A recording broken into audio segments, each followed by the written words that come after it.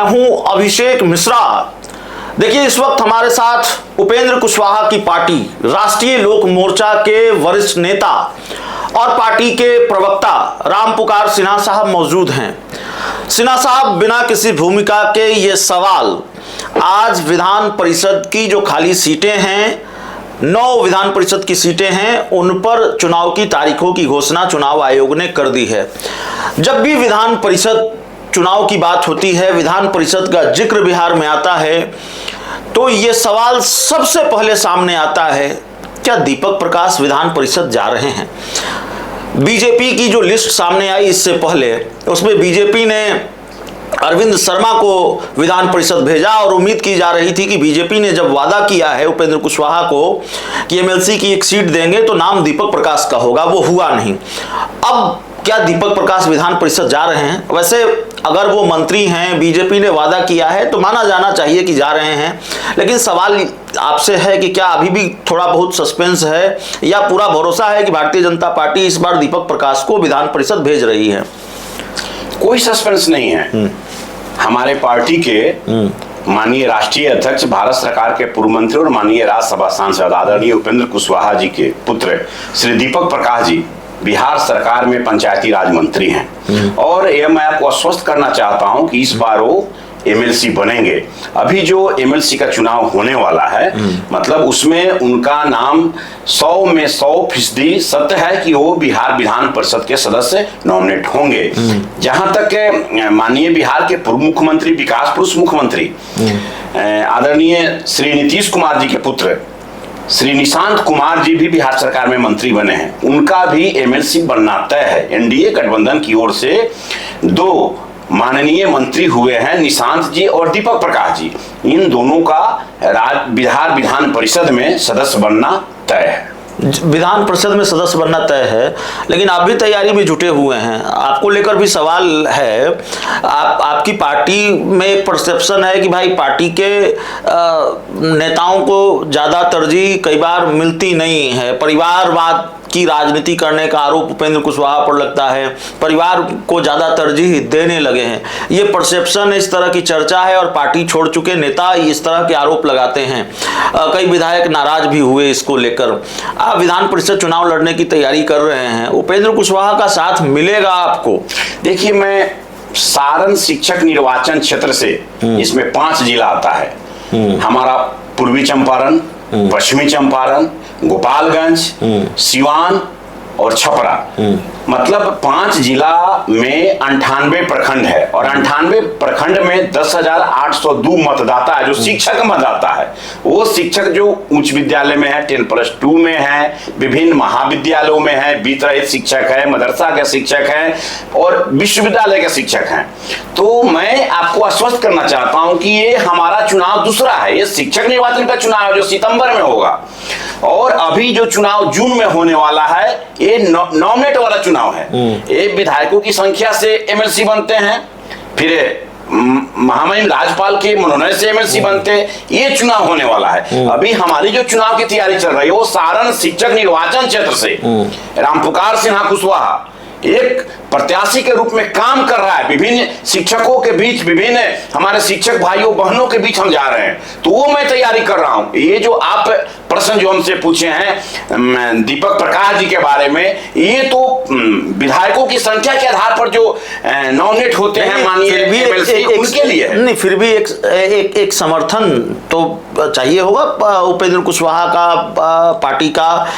एक कह सकते हैं कि एक समर्थन, एक ताकत पार्टी की आपके साथ रहे तो काम आसान हो जाता है। तो मैं उस लिहाज से ये पूछ रहा हूँ। देखिए अभिषेक जी, शिक्षक के एमएलसी को राजनीति से मत जोड़िए।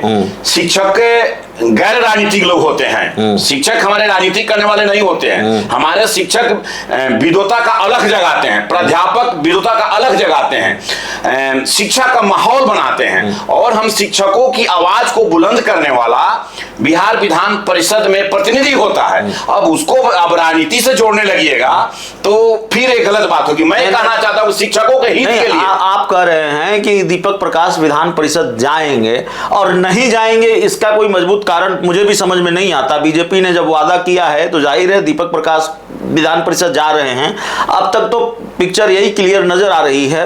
लेकिन दीपक प्रकाश ही नहीं है, अब जीतन राम मांझी और चिराग पासवान ने भी डिमांड शुरू कर दी है कि एक एक विधान परिषद की सीट हमें भी चाहिए।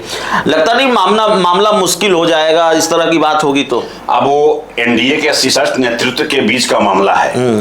उसमें माननीय बिहार के पूर्व मुख्यमंत्री जनता दल यू के राष्ट्रीय अध्यक्ष आदरणीय श्री नीतीश कुमार जी बैठेंगे, भाजपा के राष्ट्रीय अध्यक्ष नितिन नवीन जी बैठेंगे, हमारी पार्टी के राष्ट्रीय अध्यक्ष माननीय उपेंद्र कुशवाहा जी बैठेंगे, लोजपा आर के राष्ट्रीय अध्यक्ष श्री चिराग पासवान जी बैठेंगे और हिंदुस्तानी अवाम मोर्चा के संरक्षक श्री जीतन राम मांझी जी बैठेंगे। मिलजुल कर सब मामला का निष्पादन होगा, इसमें कहीं कोई दोमत नहीं है। लेकिन अभी माननीय बिहार के मुख्यमंत्री सम्राट चौधरी जी के मंत्रिमंडल में जो दो मंत्री अभी बने हैं जो किसी सदन के सदस्य नहीं हैं, उनको सबसे पहले सदन का सदस्य बनाकर उनको अभी मनोनीत करना है। आखिरी सवाल है, पिछले दिनों जनता दल यूनाइटेड में जो कुछ भी हुआ या जेडीयू में जो कुछ भी चल रहा है, उस घटनाक्रम को कैसे देखते हैं? मंत्रिमंडल विस्तार बड़ा भारी पड़ा है एनडीए को। 7 मई को मंत्रिमंडल विस्तार हुआ, पूर्व सांसद आनंद मोहन ने मोर्चा खोल दिया, चेतन आनंद को मंत्री नहीं बनाया गया और इसके बाद उन्होंने यहां तक कह दिया कि नीतीश कुमार को जिंदा दफन कर दिया गया है। आनंद मोहन ने यह भी कहा कि भाई थैली लेकर मंत्री बनाया जाता है, टिकट दिया जाता है और तमाम तरह के सवाल उन्होंने उठाए। पलटवार जेडीयू की तरफ से भी हुआ।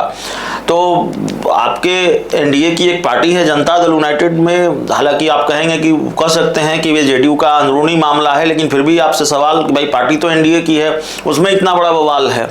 अब सब कुछ शांत हो गया है। वो जनता दल का आंतरिक मामला था। माननीय मुख्यमंत्री नीतीश कुमार जी ने सभी मामला को शांत कर दिए हैं और जहां तक सवाल है कि अभी इन तमाम मुद्दों पर कोई बातचीत अभी नहीं है। था जिन लोगों को जो बोलना था बोले, जो क्रिया प्रतिक्रिया देनी थी। आनंद मोहन अभी नहीं माने हैं। अब वो जनता दल के सदस्य हैं क्या आनंद मोहन जी, पूर्व सांसद? मैं आपसे पूछना चाहता हूँ। जेडीयू के सांसद नहीं, जेडीयू के सदस्य नहीं हैं, लेकिन उनकी पत्नी सांसद हैं जेडीयू की, उनके बेटे विधायक हैं, तो परिवार के सदस्य तो जेडीयू में शामिल है और आनंद मोहन जेडीयू में उसी तरह से शामिल है जैसे पप्पू यादव कांग्रेस में शामिल हैं। चलिए, आपका चैनल पर आप जो बात बोल रहे हैं, मेरे सवालों का जवाब आपने दे ही दिया, तो फिर उस पर मुझे ज्यादा कोई टीका टिप्पणी नहीं करना है जी। और इतना मैं आपको आश्वस्त कर देना चाहता हूँ कि एनडीए पूरी तरह से मजबूत है बिहार में और जिसके मुखिया भी सम्राट चौधरी जी हैं और एनडीए अच्छा विकास करेगी, कहीं कोई दोमत नहीं है। और जहां तक मेरे बारे में जो आपने चर्चा किया है, तो मैं सारण शिक्षक निर्वाचन क्षेत्र से पूरी मजबूती के साथ 5 जिला के 98 प्रखंडों में विभिन्न विद्यालय, उच्च विद्यालय और महाविद्यालयों में मैंने भ्रमण कर रहा है और मैं सभी शिक्षकों से अपील भी करना चाहता हूँ, प्राध्यापकों से अपील भी करना चाहता हूँ कि आपने 24 साल एक व्यक्ति को देखा, वो नहीं रहे। अभी उपचुनाव में एक व्यक्ति ने चुनाव जीता, लेकिन वे लोग शिक्षकों के लिए क्या किए हैं, पूरे सारण शिक्षक निर्वाचन क्षेत्र के सभी शिक्षकों प्राध्यापक बंधु जानते हैं।